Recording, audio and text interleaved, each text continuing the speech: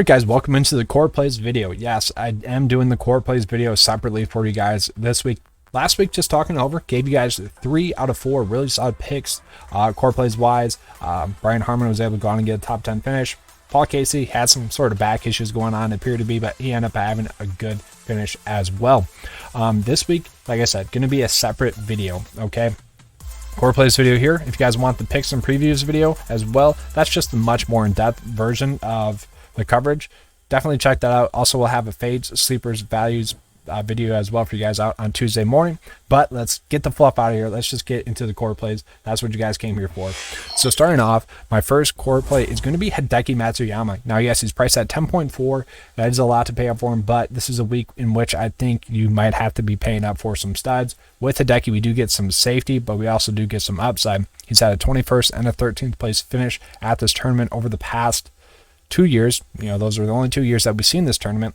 Where ranked actually top 10 in course history rank. He actually is a top 11 stat fit as well, with the only worry being his putting. Ranks 176 in that. Everything else is going to be top 50 or better than that. Ranks out as someone that has a 81% chance to make the cut. We like that. Top 5 pick in the model. Recent form could be a little bit better, but I am expecting a top 25 finish out of Hideki. 16-1 betting odds. I do feel pretty good about that as well. Moving down to the next core play, it's kind of just a play that I think we're forced into. I don't love it. Charlie Hoffman, and why don't I love it? Well, at some point he's going to miss a cut. Until that point, he's just the correct play. He's kind of reminding me a lot of Harris English last year for me, where he just always seemed to be underpriced, Harris English, and that's why we kept rostering him. That's the same thing with Charlie Hoffman this week, guys. Just continues to be underpriced. He ranks best in recent form rank, making 13 straight made cuts in a row.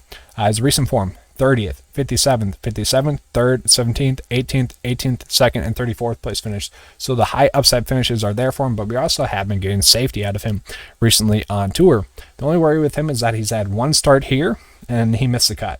If we want to pull in some of the comp courses, which, once again, if you guys want to kind of know what comp courses I'm looking at, check out that other video that I posted earlier today. He's had a 6th and 56th place finish. Effective scoring is just the 95 stat, ranks top 20 in that, top 20 in birdie or better percentage, and top 20 in good drive or greens gain percentage. So overall, Charlie Hoffman ranking out as a top 9 pick in the 95 model this week. And then moving on, I do think that Redmond is kind of a clear-cut pick at his price point. It's just, once again, this is a week in which, with how it's priced, DraftKings is kind of just forcing you into some picks. And that is going to be Dr. Redmond this week. So just looking at his course history here, he's finished 21st and 2nd. Obviously, that's great. That ranks top 10 in course history rank. And then if we're looking at comp course history rank as well, 28th place finish and a 3rd place finish comp course history wise. So we like to see that as well. He's a guy that's made 5 straight cuts in a row on tour. Just look at the starts: 61st, 2nd, 42nd, 59th, and 9th. So he's had 2 top 10 finishes over his last 5 starts. We can get someone that has top 10 potential upside, like we've seen course history-wise and recent form-wise, at 7.9. Heck, he's a guy I don't mind betting outright at 55-1. He ranks out top 8 in the model this week. Only a 62% chance to make the cut, though, however. And the last core play, I'm going to say this is going to be in quotations. This is more or less for video purposes. 6.5 though is definitely too cheap for Adam Shank. Adam Shank has made his last 2 cuts here at this tournament, finishing 30th and 42nd. Now he is a top 15 stat fit. Let's just look at why. Or let's look at his good stats. Top 50 or better in par 4 scoring, good drive percentage, ball striking, greens gain. Where he kind of lacks is effective scoring, birdie or better percentage, and strokes gained putting. Obviously, we would like those other stats to be a little bit better, but still, top 20 stat fit this week. We look at his recent form, miscut at the Travelers, but before that, 60th, 8th place finish, 65th, 34th at the Byron Nelson. Remember, that was a much more lower scoring tournament. This one is going to be a much more lower scoring tournament as well, so we like that.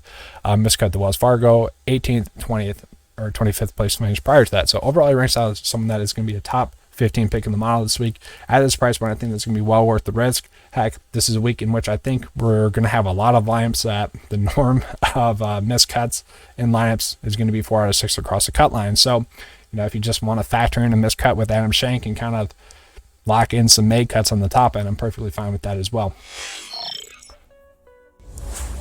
But look at that. That was a quick and easy core plays video there for you guys. Obviously, this is one week in which you probably are not going to want to play as much, but that's where it's kind of twofold. If you get 6 for 6 across the cut line, you're going to be sitting pretty. You're going to probably have a really big week. But it is definitely a week in which I think we should scale it down a little bit. But this is just a week where we kind of have to take what they're giving to us, and that's kind of why I ended up with the core plays that I did this week. Hope you guys enjoyed it. If you guys want to join 9 to 5 Nation, it is $10 a month, best value in PGA DFS. It's also your one-stop shop in PGA DFS. Thanks for watching, guys, and as always, let's keep cashing.